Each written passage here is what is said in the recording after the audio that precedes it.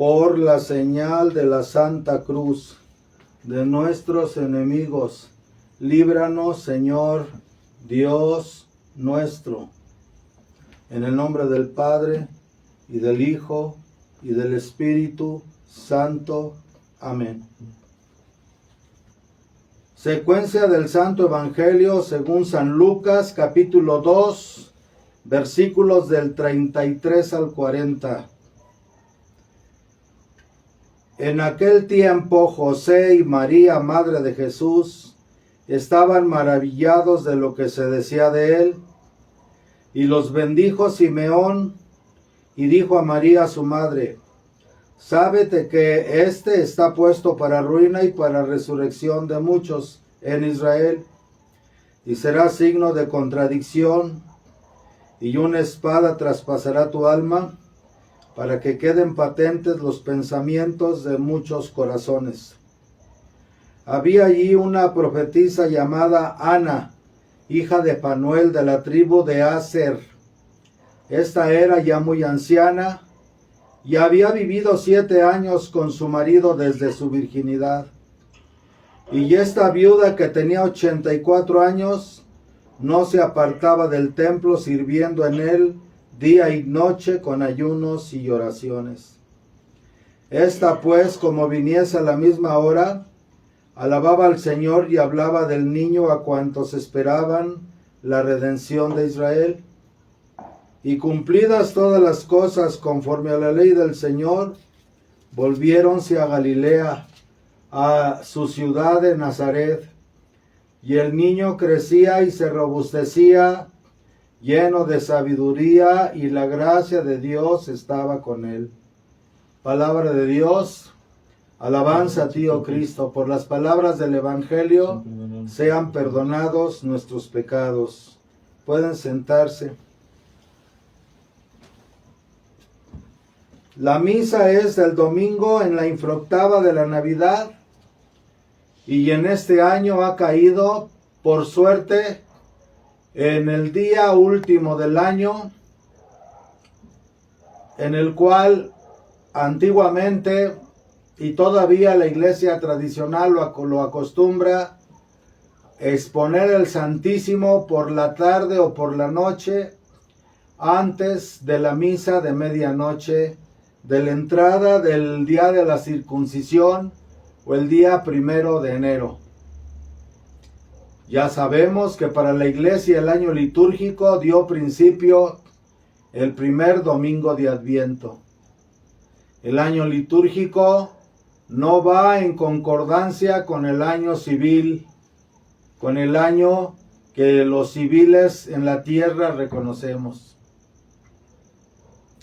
Las festividades se han distribuido por inspiración del Espíritu Santo para tener la oportunidad de vivir paso a paso con Cristo su vida, su pasión, su predicación, sus milagros, su pasión y muerte, su resurrección y ascensión.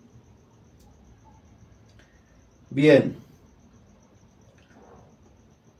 Hoy estamos leyendo el fragmento del Evangelio donde se habla de la presentación del niño Jesús en el templo.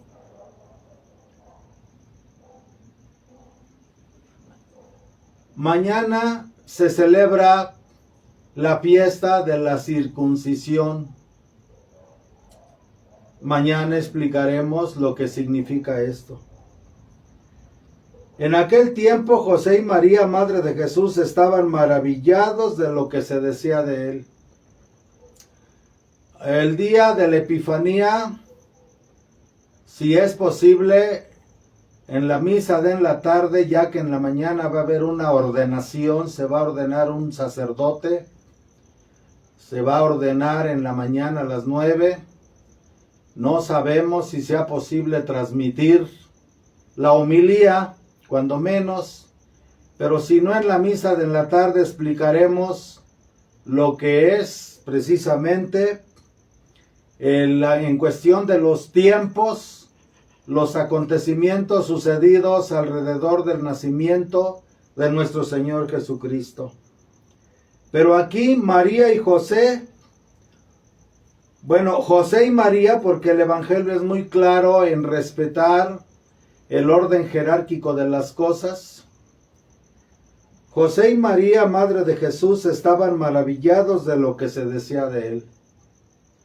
De que había corrido un rumor de los pastores de Belén sobre él.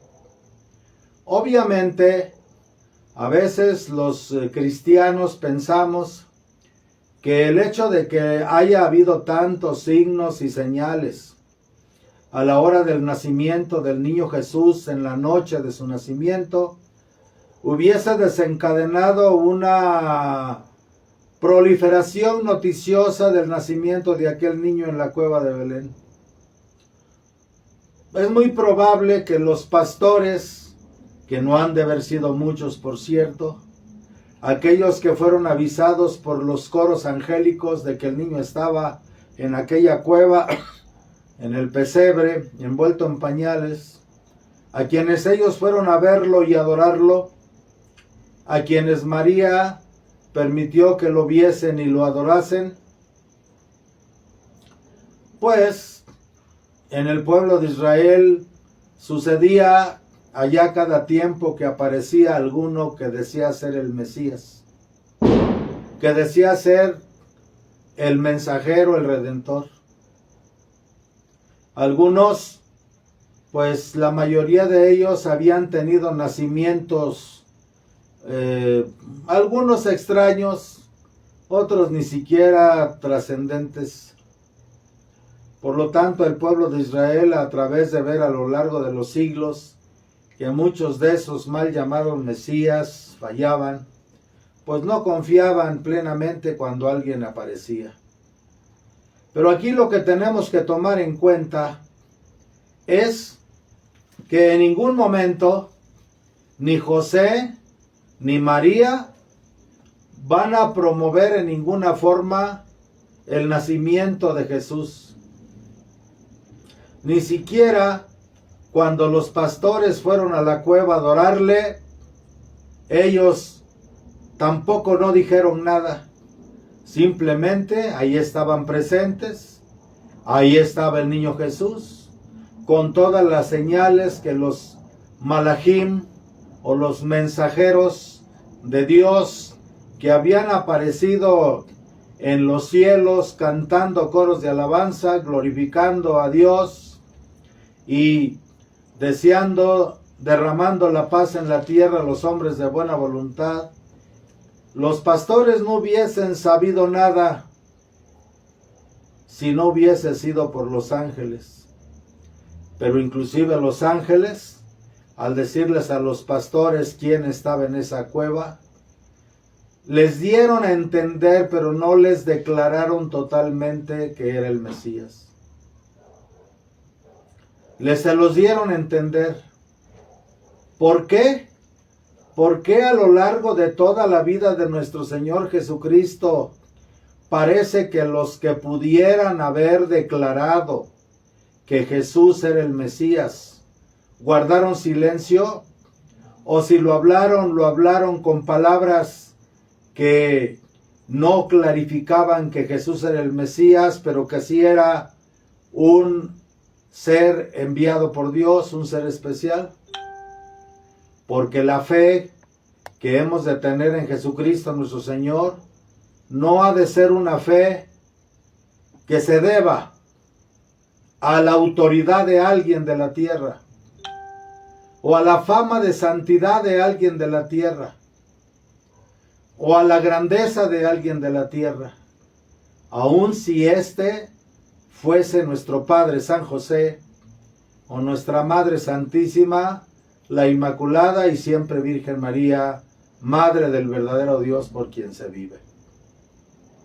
La fe en Jesucristo tiene que ser un acto de elección individual y personalísimo y un acto de aceptación individual y personalísimo y un acto de entrega del ser a través de su voluntad de manera personal, individual. sin injerencia ni influencia de nadie. Inclusive los pastores, cuando llegaron al pesebre, ahí a la cueva, muchos intuyeron quién era, no todos, porque los ángeles tampoco revelaron de una manera tácita y clara quién era Jesús.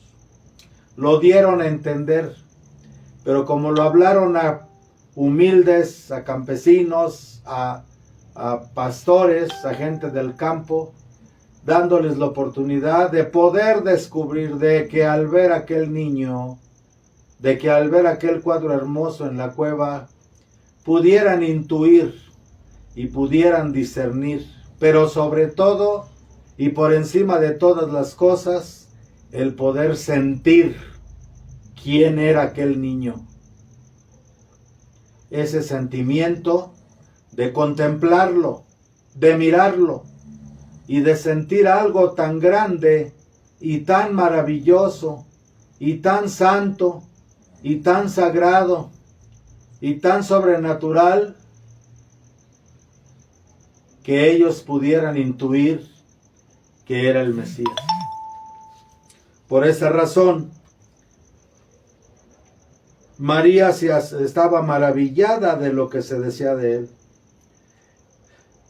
Cuando llegaron, el anciano Simeón, que era un hombre ya muy anciano, que estaba casi ciego, casi totalmente ciego, que solo podía mirar muy de cerca, cuando tomó en sus brazos al niño, cuando los vio y tomó en sus brazos al niño, si su mirada ya estaba agobiada por la ancianidad, lo que pasó ahí fue que al contemplar con su mirada ya atenuada por la ancianidad, pero sintió, era un hombre de oración, era un hombre de alabanza, era un hombre al servicio de Dios, era un hombre que glorificaba a Dios, era un hombre que estaba al servicio del templo. Y solamente a través de ese estado de muchos años de silencio, de oración, de entrega, de amor a Dios, de rendición a Dios, aunque sus ojos materiales no estaban totalmente claros para ver, sino hasta que tomó al niño en sus brazos, lo pudo contemplar, pero lo que sintió era inconfundible. Era un hombre acostumbrado a éxtasis místicos, era un hombre acostumbrado a tener experiencias sagradas, era un hombre acostumbrado a tener experiencias de Dios, y cuando lo vio, sintió lo mismo que sentía en esos estados de contemplación y aún más. Y Simeón dijo a María, en hebreo sería Shimón, así también era como se llamaba el que después fue Kefá o Pedro. La traducción lo ponen como Simón, pero es Shimón o Shimeón. Shimón es Shimón con SH en hebreo. Shimón. Y dijo a María Simón, dijo a María su madre, sábete que este está puesto para ruina y para resurrección de muchos en Israel. Estás roncando. Sábete que este está puesto para ruina y resurrección de muchos en Israel, y será signo de contradicción, y una espada traspasará tu alma. Fíjense bien, inclusive él, aunque María, fíjense bien, es una cosa maravillosa, porque aunque María tenía toda una trayectoria de eventos sobrenaturales desde el momento de la anunciación, una serie de acontecimientos causales, desde que ella era infante, desde que ella deseaba que en su tiempo naciera el Mesías, ya lo traía impreso en su alma la Santísima Virgen María, ya traía impresa, ya traía esa impronta de Dios, como que Dios le selló el alma con esa intuición para que cuando el ángel Gabriel le fuera enviado de parte de Dios, ella pudiera entender quién iba a ser. Y será signo, entonces Simeón no le habla claramente tampoco. Porque María, aunque sabe quién es, aunque el ángel le ha dicho quién es, aunque el ángel después confirmaría en José, cuando tuvo las dudas sobre la fidelidad de María, sobre la pureza de María, el ángel confirma a José quién es Jesús. Y el ángel, cuando le anuncia a María, inclusive le da el nombre. En ese nombre está el profundo significado de quién es Jesús, de quién es nuestro Señor, el Mesías, aquel niño que iba a nacer. De todas maneras, María tenía que aceptarlo desde su libre albedrío, desde su rendición, desde su muy particular aceptación. Sábete que este está puesto para ruina y para resurrección de muchos en Israel. Lo más interesante es que Simón está hablando para Israel. Está hablando, este está puesto para ruina y para resurrección de muchos. ¿Puesto por quién? Por Dios. Para ruina y para resurrección de muchos en Israel. Y será signo de contradicción. ¿Contradicción entre quiénes? Entre aquellos que él será ruina para muchos y será resurrección para otros. Y una espada traspasará tu alma. Y una espada traspasará tu alma. Porque María va a sufrir mucho. María va a padecer mucho. Lo veremos después cuando la huida a Egipto. ¿Y qué sabemos de toda la trayectoria de la estadía de Jesús en Egipto? En algunos evangelios apócrifos y otras cosas que han pasado por tradición oral de lo que ellos padecieron en Egipto para cuidar a Jesús. Imagínense llevarse a Jesús a un pueblo idólatra, a un pueblo donde la magia, el satanismo, la adoración de los demonios era el pan de cada día. Para que queden patentes los pensamientos de muchos corazones. Una espada traspasará tu alma, para que queden patentes los pensamientos de muchos corazones. Fíjense bien. Nosotros debemos de aceptar a Jesucristo como Jesús se nos ha entregado y se nos ha dado a nosotros en todos los sentidos. ¿Pueden imaginar a Jesús cuando abre sus ojos por primera vez a este mundo? Lo primero que va a contemplar va a ser el rostro de su madre. Es un instinto natural en todo el reino animal que cuando las crías nacen y abren los ojos, al primer ser que ven, lo consideran su madre, lo consideran como un ser al que hay que entregarse y hay que poner toda la confianza y hay que poner toda la entrega en ese ser. Un polluelo de un ave o una cría de un mamífero, en fin, el animalito cuando ve la cría, cuando abre sus ojos, al primer ser que ve, lo considera su madre. Pueden imaginarse la grandeza y la belleza,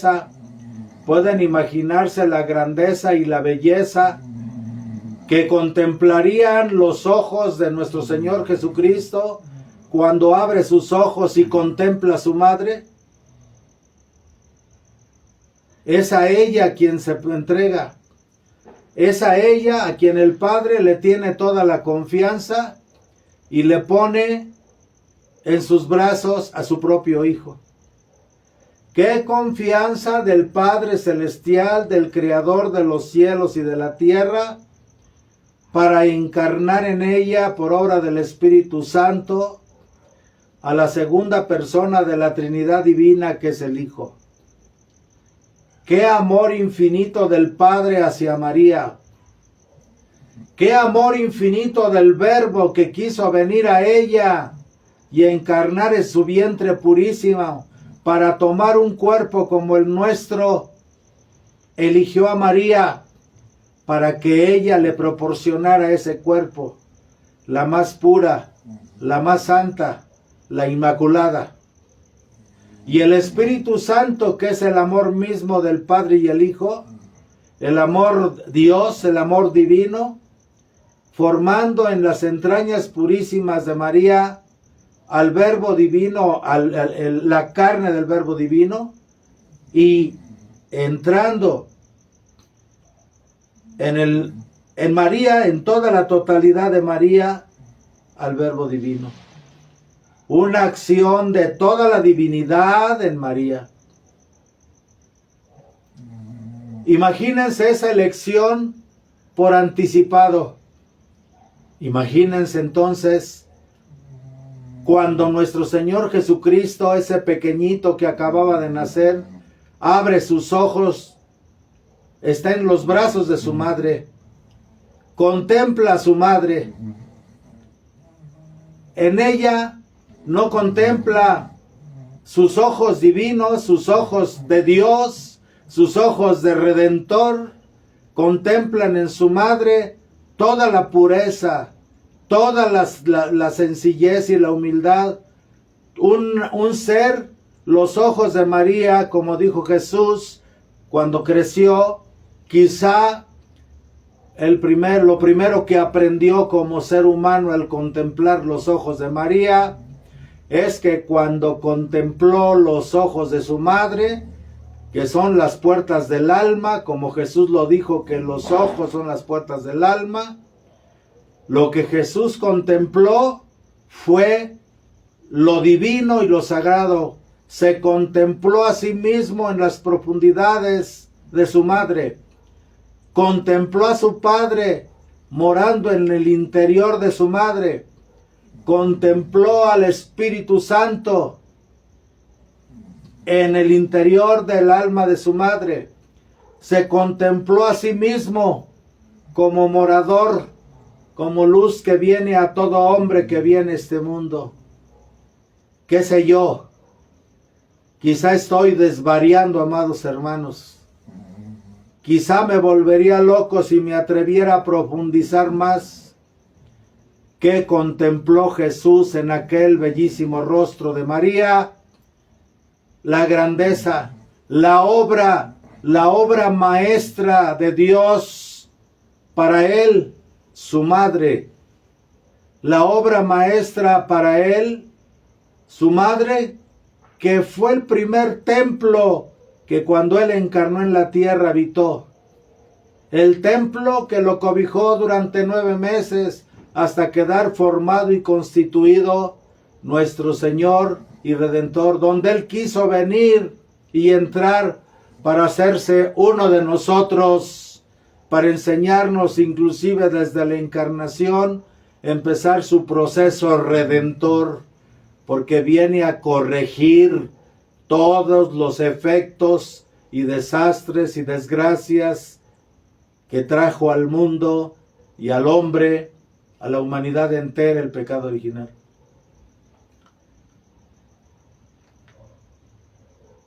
¿Qué fue lo que contempló Jesús? A su madre. Y en el alma de su madre, Él mismo morando y habitando, el Padre morando y habitando, el Espíritu Santo morando y habitando. En ella, que es el templo, trono, sagrario de la Santísima Trinidad. Dios contemplándose a sí mismo en las profundidades del alma de su madre. ¿Qué misterios encerraría todo eso? No lo puedo comprender. Y luego, todo el proceso de su estado de bebé, estar en sus brazos, entregarse a ese amor materno, con qué ternura, con qué amor, con qué bondad, con qué derramamiento de gracias, de dones y de virtudes, la Divina Madre lo tomaría en sus brazos, lo acurrucaría en su seno, y lo más maravilloso, dándole alimento de su propio ser, aquel que no puede ser contenido por todo el universo, aquel que no puede caber en todo el universo, es contenido en el vientre de María, y ahora María lo tiene entre sus brazos. Por eso, amados hermanos, es una tristeza cuando vemos a nuestros semejantes, los protestantes, estos que no creen en ella, estos que muchas veces hablan de ella, que dudan de su inmaculada alma, que dudan de su virginidad perpetua, que dudan inclusive de su maternidad divina. Muchos de estos seres humanos que tienen la conciencia de este tiempo, de que solamente hemos de usar al ser humano como un instrumento, como un objeto de uso, y lo tiramos.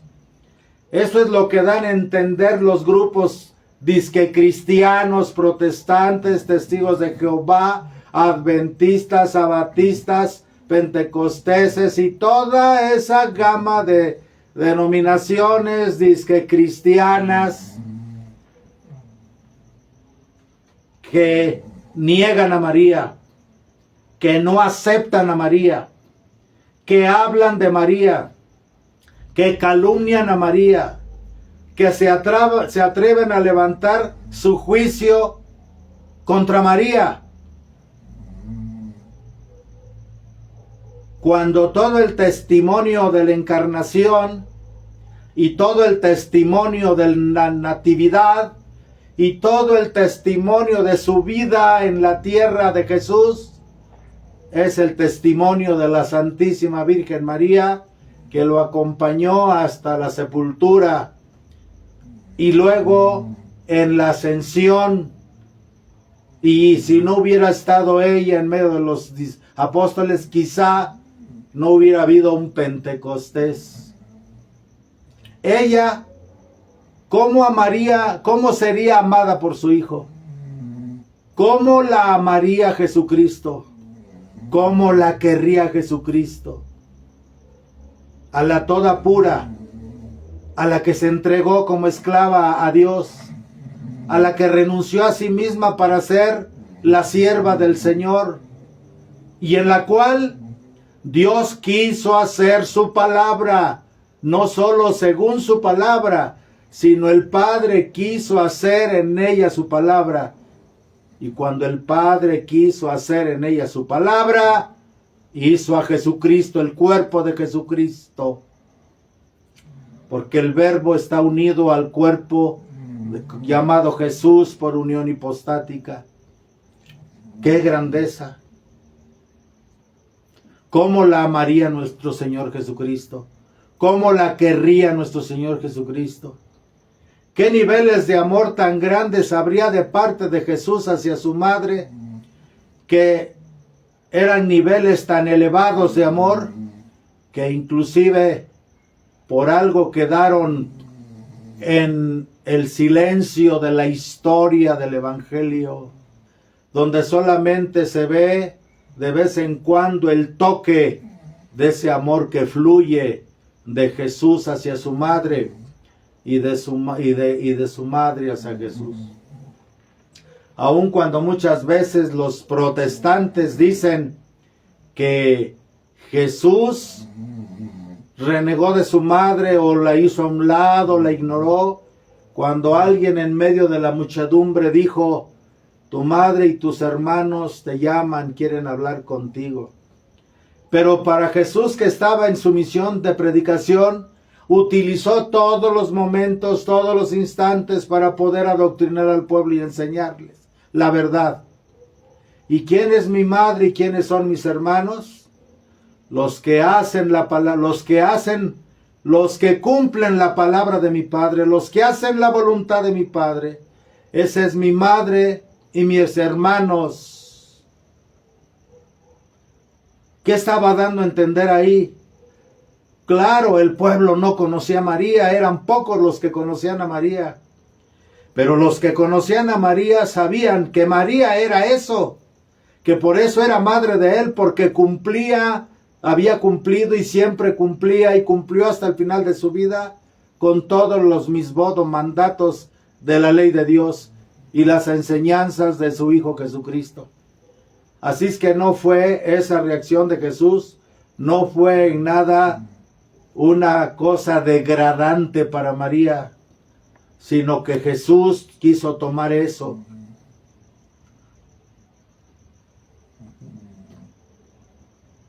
Igual cuando le dice una mujer de en medio del pueblo, levanta la voz y dice, bienaventurado el vientre que te llevó y los pechos que te alimentaron. Pueden considerar la voz de esta mujer en el Evangelio, tomando conciencia y considerando quizá lo mismo que yo les he puesto en consideración sobre este asunto desde el inicio de esta homilía.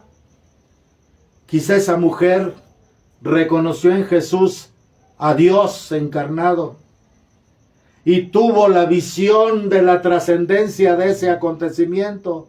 Bienaventurado el vientre que te llevó y los pechos que te alimentaron. Y Jesús vuelve a decir, bienaventurados más bien los que hacen, los que cumplen la palabra de Dios, la siguen, la voluntad de Dios, la palabra de Dios. ¿Sí? ¿Por qué? Porque ser madre de Jesús no fue elección de María, fue una elección de Dios, fue un destino dado por Dios, fue la voluntad del Padre Celestial. No fue mérito de María ser madre de Jesús, fue una gracia gratuita otorgada por el Eterno a María, nuestra Madre Santísima. Pero para ser verdaderamente bienaventurados, hemos de hacerlo por el mérito de creer en Jesucristo, de obedecer a Jesucristo, de amar a Jesucristo, de servir a Jesucristo.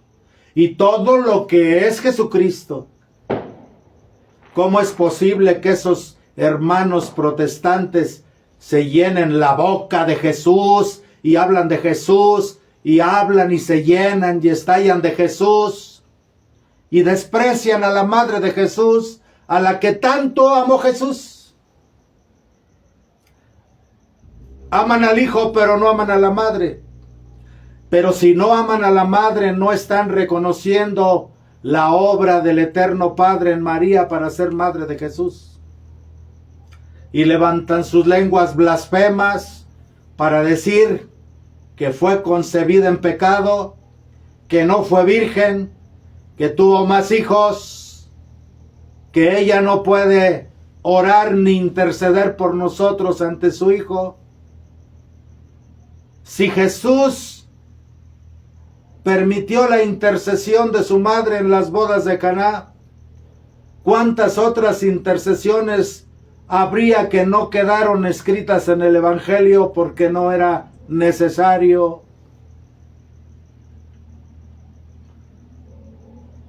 ¿Cuántas veces vemos en la boca de estos hermanos la blasfemia, la calumnia, la injuria para la madre? Y se llenan la boca de decir que aman a Jesús y desprecian a aquella que Jesús tanto amó, tanto ama y tanto amará eternamente. Aquella que le hizo posible al que es, para el que no hay imposibles, María le hizo posible el tomar un cuerpo como nosotros. Les cuesta mucho trabajo a los protestantes aceptar que el Eterno, el del Dios ante el cual no hay nada imposible, pudiera hacer a María Inmaculada y pudiera hacer la Madre de Jesús y pudiera conservarla virgen antes, durante el parto y después del parto. Pónganse a pensar, amados hermanos. Es un evangelio escandaloso, como dijo Jesús a los que fueron a decirle de parte de Juan Bautista: ¿eres tú el que ha de venir? Manda decir Juan, allí en la presa de Maqueronte, manda decirte que si eres tú el que había de venir o hemos de esperar a otro. Y cuando fueron a preguntarle, que se los llevó Jesús y les dijo: vengan para que vean dónde moro.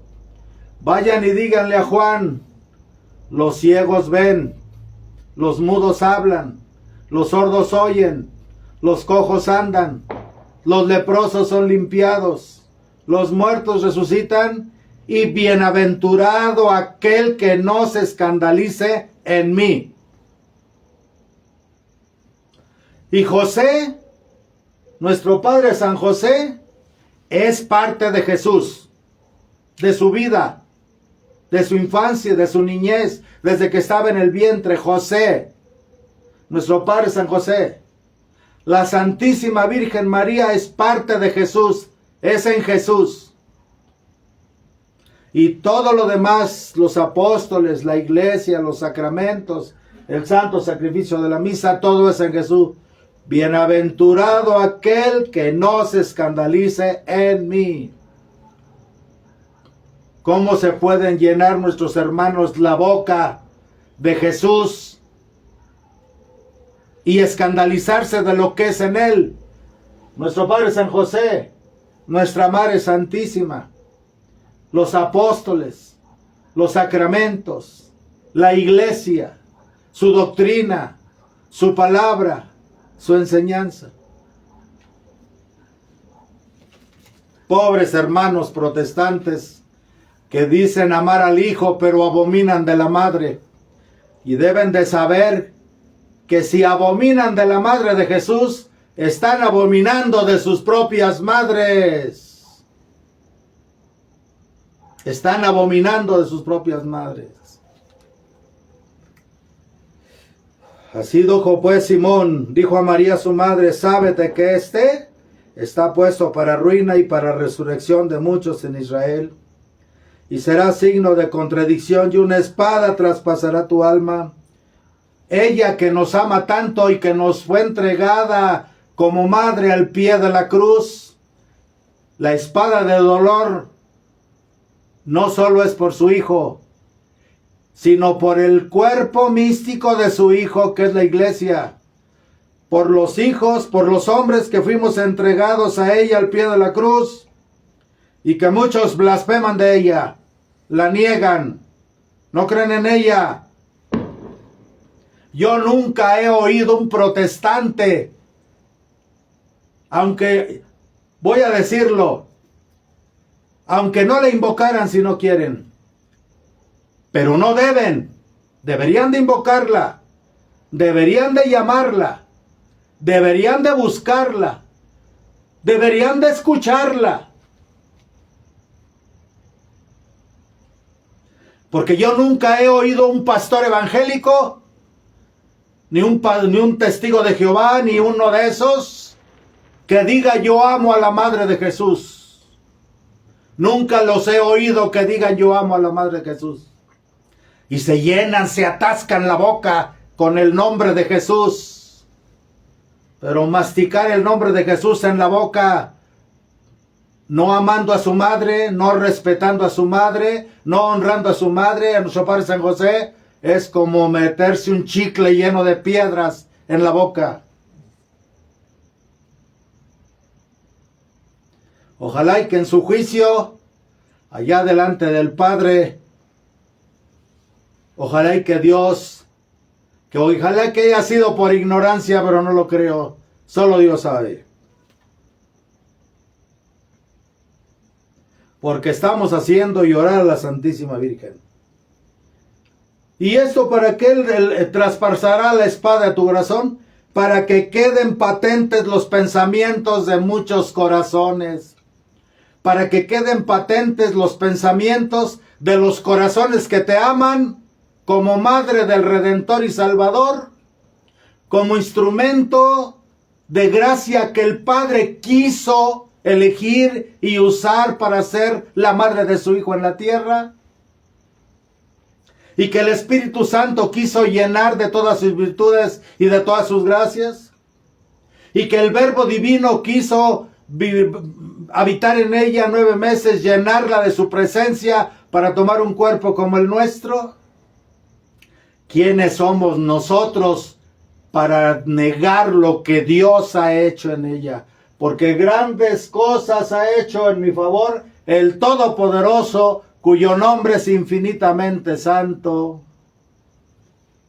Y así, la espada que atraviesa el corazón de nuestra Madre está ahí, para que queden patentes los pensamientos de muchos corazones.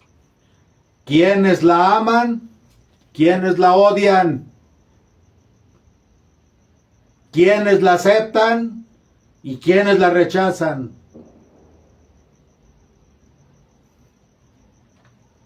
Si el Padre no la rechazó, si el Hijo no la rechazó, si el Espíritu Santo no la rechazó, si el mismo Hijo al pie de la cruz, cuando la contempló, nos la entregó como madre, y en Juan nos entregó como hijos, ¿quiénes son los protestantes para negar? O quien sea quien niegue. Había allí una profetisa llamada Ana, hija de Fanuel, de la tribu de Aser. Esta era ya muy anciana y había vivido 7 años con su marido desde su virginidad.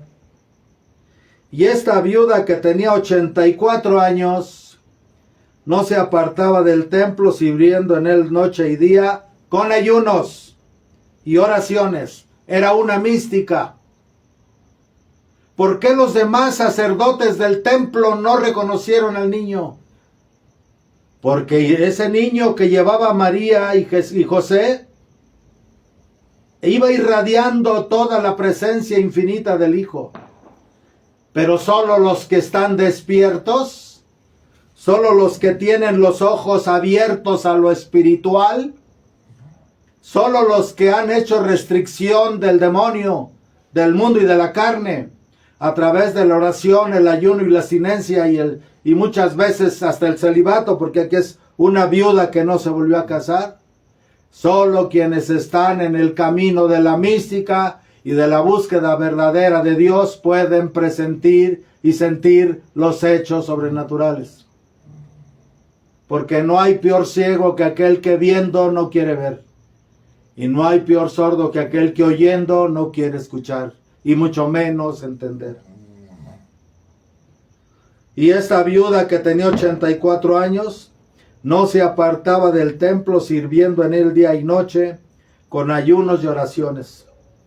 Esta pues, como viniese a la misma hora, alababa al Señor y hablaba del niño a cuantos esperaban la redención de Israel. No a todos, solo a los que esperaban la redención de Israel. Era una profetisa, era una mística, era una intuitiva. Y hablaba del niño a cuantos esperaban la redención de Israel. Quizá ese día el templo estaba lleno de gente, pero no todos estaban despiertos. No todos están en el camino. No todos están buscando a Dios.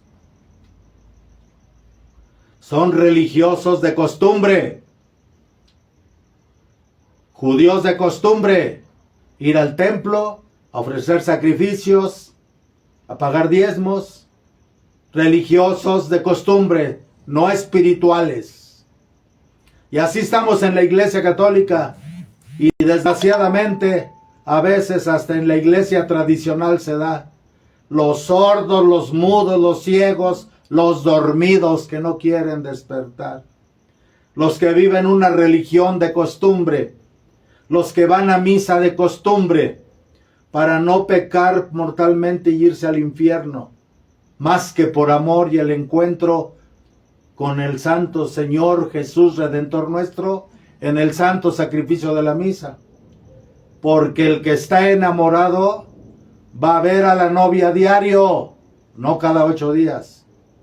El que está enamorado de Jesús va a verlo a donde está vivo y verdadero en el santo sacrificio de la misa. Y la de cada 8 días es como la cita mayor, no por miedo al castigo, no por un cumplimiento de una regla. Se confiesan por cumplir una regla, comulgan por cumplir una regla, rezan por cumplir una regla, adoran el Santísimo por cumplir una regla. Y en eso, amados hermanos, muchos obispos, sacerdotes y religiosos y seglares hemos caído todos en algún momento en ese costumbrismo, en esa rutina, en esa religión de costumbre. Eso nos salva. Por eso no vemos, porque no estamos despiertos, no reconocemos los signos de los tiempos, de lo que está pasando.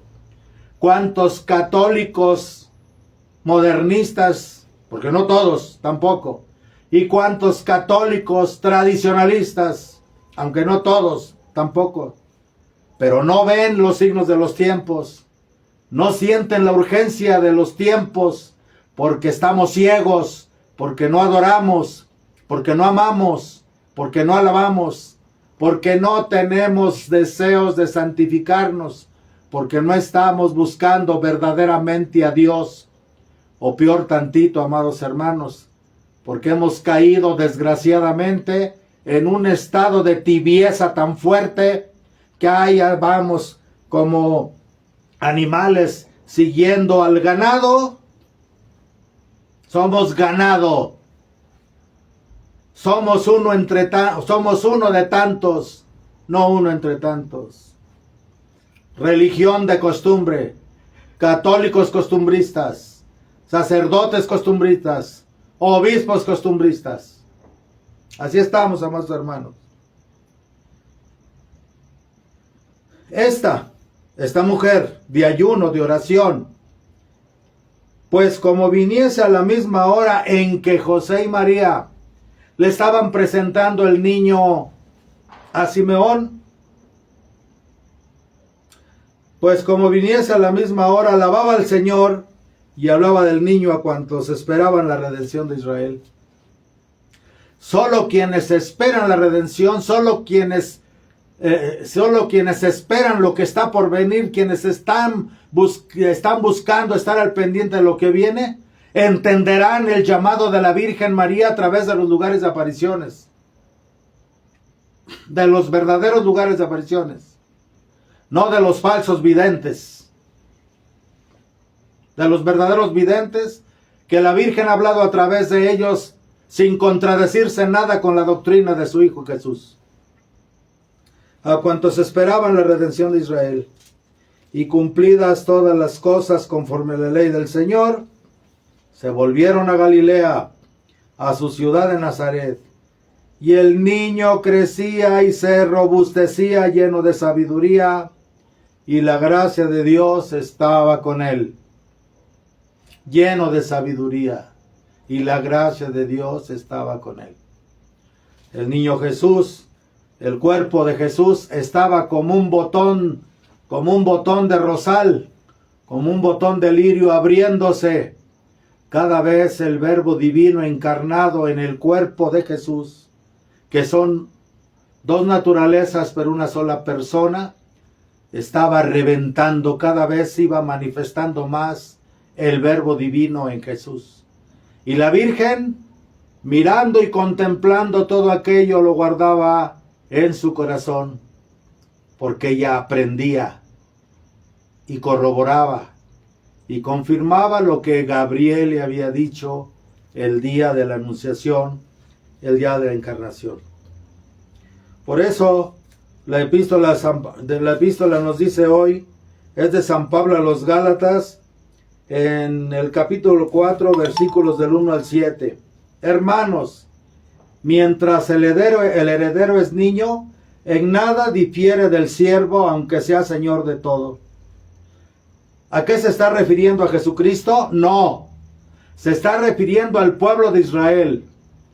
Hermanos, mientras el heredero es niño, en nada difiere del siervo, aunque sea señor de todo, pues está bajo la potestad de tutores y curadores hasta el tiempo determinado por su padre. La ley no siempre existió escrita. Hay un nivel de ley más elevada. La ley que era intuitiva en Adán y Eva antes de la caída. La ley que estaba en el corazón de Set, el tercer hijo, en Abel y el tercer hijo, Set de Adán. La ley que estaba en el corazón de Noé. La ley que estaba en el corazón de Abraham, que Dios puso en el corazón de Abraham, que lo sacó del paganismo y le reveló la ley a través del corazón, porque Abraham conocía toda la ley, Abraham, Isaac, Jacob, José y sus 12 hijos. No había ley escrita, era la ley impresa en el corazón del hombre, una ley de amor, una ley de bondad, una ley de luz. Conforme el hombre se fue degradando de generación en generación, Dios consideró preciso, para que no se olvidara la ley, volvérsela a recordar al hombre, y escogió a Moisés, para que revelarle esa ley en el monte Sinaí. Y deben de saber ustedes que lo que estaba escrito en las primeras piedras, porque las primeras piedras fueron labradas por Dios, eran de zafiro, y allí bailaban como en una danza celestial las letras hebreas, la luz de Dios, el Dabar, la palabra divina, el verbo divino, que después es Jesús para nosotros. La palabra eterna vibraba dentro de esas tablas. Porque lo que Dios quiso hacer en el monte Sinai fue retornarle al pueblo de Israel y para el mundo esa ley del amor, esa ley del corazón, esa ley de misericordia, esa ley que no necesitaba estar escrita en papiros. No es lo mismo las primeras tablas que eran de zafiro, cristalino, transparente. Cuando Moisés bajó del monte Sinai con las piedras, se veía la luz que irradiaban las tablas de la ley, que si se las hubiera mostrado al pueblo, tan solo contemplar aquellas piedras, el pueblo por intuición hubieran en sentido recuperado en su corazón el recuerdo de la ley divina, de las leyes divinas, no nada más de la ley espiritual, sino de las leyes de la naturaleza. Pero el pueblo de Israel no quiso, prefirió el becerro de oro, prefirió lo material, prefirió lo carnal. Y Moisés, al ver que ellos no abrían el corazón, destruyó, arrojó lo espiritual sobre lo material, y para demostrarles que lo espiritual siempre vencerá lo material. Por eso las tablas cayeron sobre el becerro y lo incendiaron.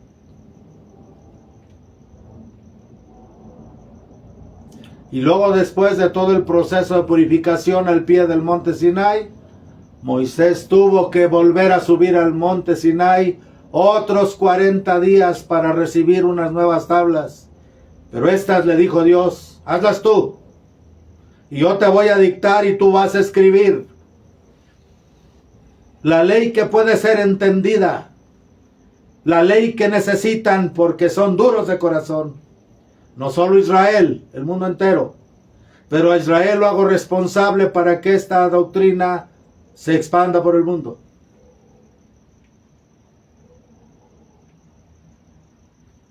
¿Sí? Entonces no había ley. Mientras el heredero es niño, se refiere al pueblo de Israel, en nada difiere del siervo, aunque sea señor de todo, pues está bajo la potestad de tutores y curadores hasta el tiempo predeterminado por su padre. El pueblo de Israel, infante, y una humanidad infante y dura de corazón, necesitaban como el siervo estar bajo leyes, bajo órdenes, bajo mandatos. Pero ese no fue el plan de Dios desde el origen. Así también nosotros, cuando éramos niños, estábamos sometidos a los elementos del mundo, a las disciplinas del mundo, al orden del mundo.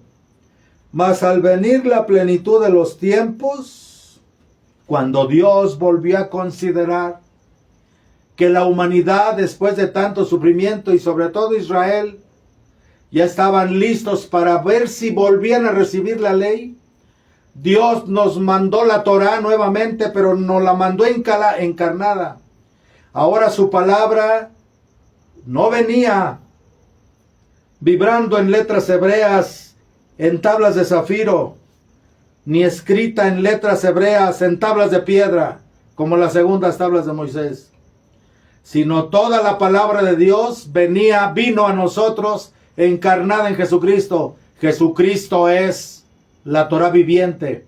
Jesucristo es la ley viviente, la ley del corazón, la ley viva. Jesús es la interpretación del Antiguo Testamento, es la vivencia, es la Torá viviente, la luz viviente. Mas al venir la plenitud de los tiempos, envió Dios a su Hijo, nacido de mujer y sujeto a la ley. Jesús se sujetó a la ley. En ningún momento Jesús, a pesar de ser el que nos libró de la ley, porque era la ley viva, en ningún momento había contradicción entre el cumplimiento de la ley viva y la ley de Moisés. Por eso él dijo: yo no he venido a abrogar la ley ni los profetas, sino a darle su cumplimiento. Y cuando después en el libro de los hebreos, a los hebreos en el Nuevo Testamento se nos habla de que quedó abrogada la ley, se refiere a esa ley corrompida, contaminada, reinterpretada, ya no basándose en lo que Moisés dejó. Porque por eso cuando Jesús vino no fue reconocido, porque a lo largo de los siglos los intérpretes judíos fueron distorsionando y perdiendo el sentido verdadero de la ley. Si hubieran tenido el verdadero sentido de la ley, al ver a Jesucristo nuestro Señor, hubieran sabido y entendido y comprendido que Él era el Hijo de Dios. Mas al venir la plenitud de los tiempos, envió Dios a su Hijo nacido de mujer y sujeto a la ley, para libertar a los sometidos a la ley. Jesús es la ley, pero es la esencia de la ley. Jesús es la esencia de la ley. Por eso Jesús nos dice: amen. Ámense. Fíjense bien, a los judíos, cuando Dios quiso dar los mandamientos, les habló a todas las naciones y rechazaron, porque unos decían: no, pues a los que eran muy sexuales, pues ese mandamiento de orden sexual no lo obedeceremos. Otros pueblos eran guerreros, ese mandamiento de no matar no lo obedeceremos. Otros eran poder y dinero, ese mandamiento de no avaricia y de no robar no lo obedeceremos. Vino a Israel y Israel sí aceptó los 10 mandamientos. Y después, con los 10 mandamientos, el pueblo a través de los profetas, Dios les dijo: bueno, cumplan con las misbot que les di en el Sinai, pero está reducida a 2 mandamientos. Se los redujo a 2 mandamientos. Les hizo el camino fácil. Amarás al Señor tu Dios con todo tu corazón, con toda tu alma, con toda tu mente, con toda tu inteligencia, con todas tus fuerzas, con todo tu espíritu. Y el segundo, a tu prójimo como a ti mismo. Y aún así el mundo no cumplió para Dios. Y vino la palabra de Dios, vino la Torah viviente, la ley viviente que es Jesucristo. Y nos enseña un solo mandamiento que enseña, que encierra toda la Torah y los profetas. Ámense los unos a los otros como yo los he amado. Esta es la forma de vivir la Torah. Esta es la forma de vivir para el Padre. Ámense como yo los he amado, hasta la muerte y muerte de cruz.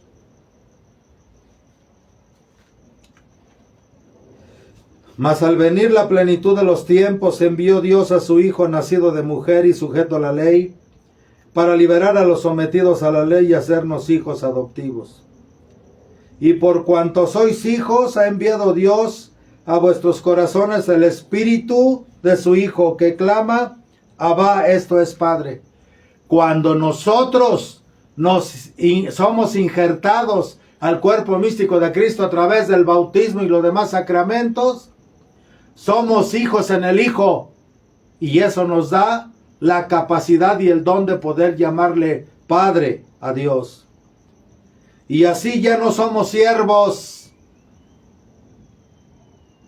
El siervo está bajo normas, el siervo está bajo reglas, el siervo está bajo leyes, está bajo normas escritas. En cambio un hijo que ama verdaderamente a su padre, no necesita reglas, no necesita normas, no necesita leyes, no necesita nada. El hijo que verdaderamente ama a su padre, si lo ama verdaderamente, obedece por amor todo lo que su padre le mande o le diga, o le regale o le dé, porque sabe que su padre quiere lo mejor. ¿Vamos entendiendo? ¿Vamos entendiendo? No la separación de los dos testamentos, sino la unión de los dos testamentos, del Antiguo y del Nuevo Testamento. Y por cuanto sois hijos, ha enviado Dios a vuestros corazones el Espíritu de su Hijo, que clama, Abba, esto es Padre. Y así ya no es siervo sino hijo, y siendo hijo es también heredero de Dios.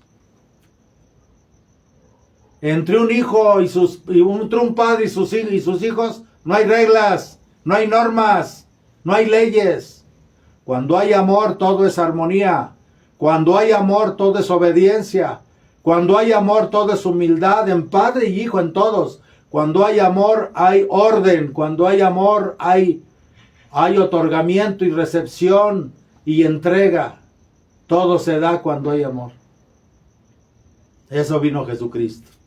Hacernos hijos en Él para poder ser hijos del Padre, aclamarlo como Padre diciéndole Abba, y al mismo tiempo ser herederos junto con Él. Pues que el Espíritu Santo nos ilumine para este nuevo tiempo que se avecina. Vamos a seguir orando, que nuestra Madre Santísima, ella que a pesar de que más allá o a pesar de ser elegida y escogida por Dios, desde su libre albedrío decidió ser toda para Dios y solo para Dios y totalmente para Dios. Que interceda por nosotros con su poder omnipotente de oración ante su Hijo, para que nos sean concedidas las gracias y el don del Espíritu Santo, para poder tratar de imitar y alcanzar eso que se nos ha prometido. Así sea. En el nombre del Padre, y del Hijo, y del Espíritu Santo. Amén.